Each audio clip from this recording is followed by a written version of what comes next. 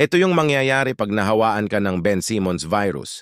2 on the clock, double comes, Ayo again, won't go, long rebound, Carter. Back in the play. He'll tap it back out, nice. Tingnan nyo ang reaction ni Vucevic. Nagmamakaawa. How do you pass up on that? Hopefully White hits, he doesn't.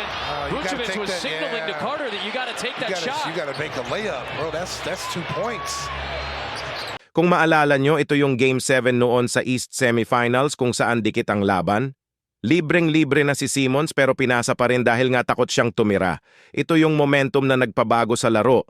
Natalo dito ang Sixers at sinisi ni Embiid si Simmons kaya nagkaleche-leche na ang Sixers sa sumunod na mga seasons. Well, but that's when you know that the game is in your head. That's a dunk for Ben Simmons right there. You got it, and I know you got it to Thibault, you got the free throws, but Ben Simmons, you got to shoot that shot. Be confident that if you do get fouled, that you can make the free throw with an and one.